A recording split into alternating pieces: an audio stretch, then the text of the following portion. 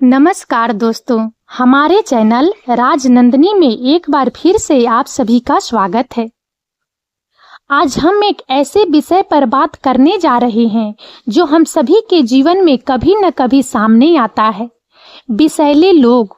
क्या आपने कभी महसूस किया है कि कुछ लोग आपकी ऊर्जा चूस लेते हैं, कि कुछ बातचीत के बाद आप खाली और थका हुआ महसूस करते हैं?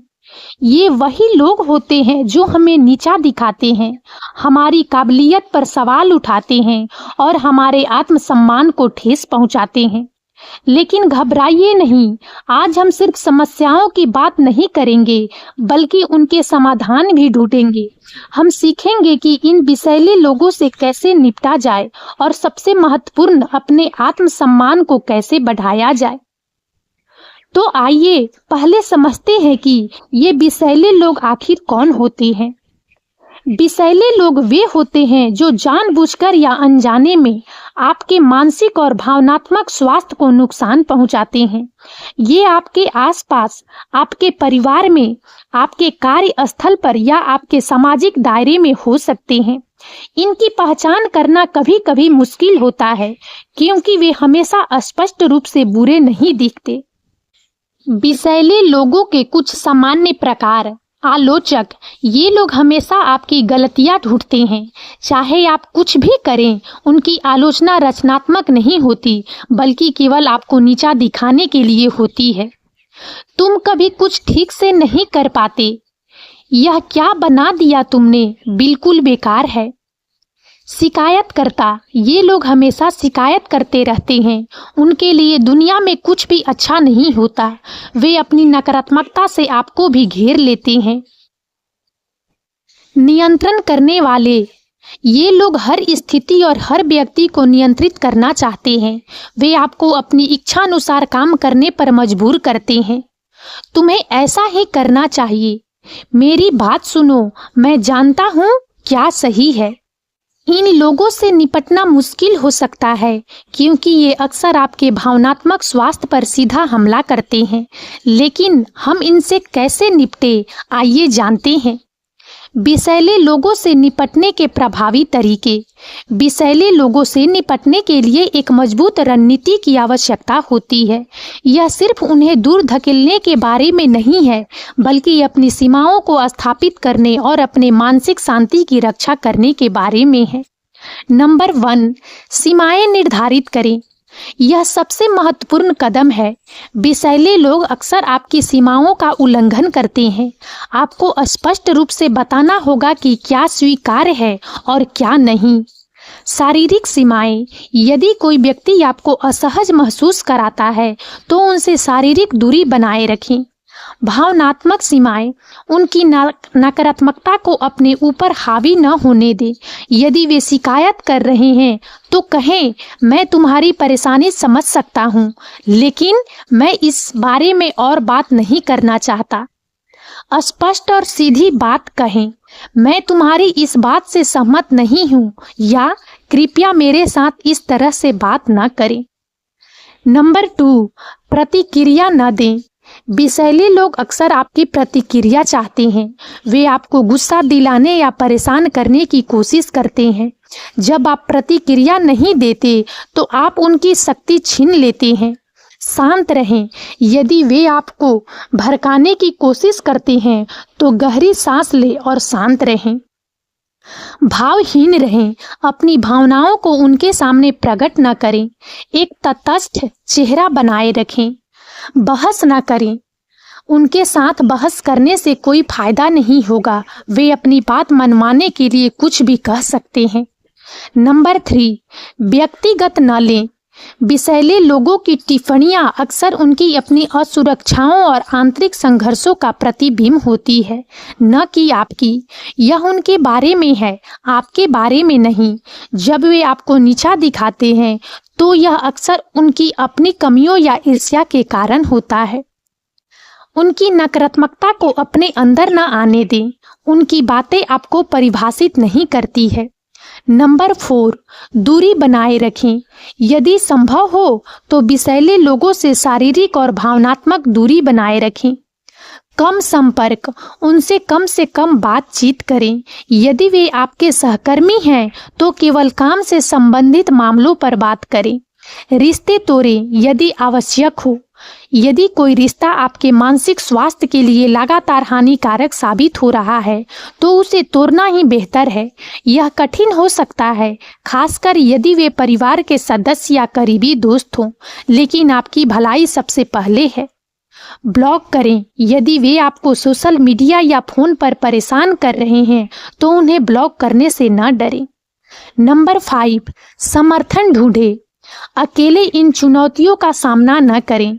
विश्वसनीय दोस्तों और परिवार से बात करें, उनसे अपनी भावनाओं को साझा करें। वे आपको समर्थन और परिप्रेक्ष्य प्रदान कर सकते हैं। पेशेवर मदद लें यदि स्थिति बहुत चुनौतीपूर्ण है और आपके मानसिक स्वास्थ्य को गंभीर रूप से प्रभावित कर रही है तो एक चिकित्सक या परामर्शदाता से मदद लेने में संकोच न करें। नंबर 6, अपनी ऊर्जा को सुरक्षित रखें। आपकी ऊर्जा अनमोल है, इसे उन लोगों पर बर्बाद न करें जो इसे महत्व नहीं देते। आत्म देखभाल पर ध्यान दें, पर्याप्त नींद लें, स्वस्थ भोजन करें, व्यायाम करें और वे काम करें जो आपको खुशी देते हैं।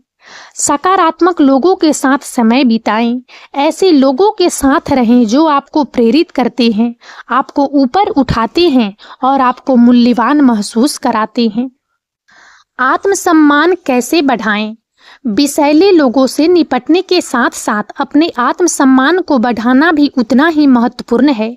एक मजबूत आत्मसम्मान आपको नकारात्मकता से बचाने और जीवन में आगे बढ़ने में मदद करेगा। आत्मसम्मान का मतलब है खुद की कद्र करना, अपनी काबिलियत पर विश्वास करना और अपनी सीमाओं को पहचानना। नंबर 1, खुद को पहचानें और स्वीकार करें। आत्मसम्मान की नींव खुद को जानना और स्वीकार करना है। अपनी ताकत और अपनी कमजोरियों दोनों को। अपनी ताकत पहचानें, अपनी खूबियों, अपनी योग्यताओं और अपनी सफलताओं की एक सूची बनाएं।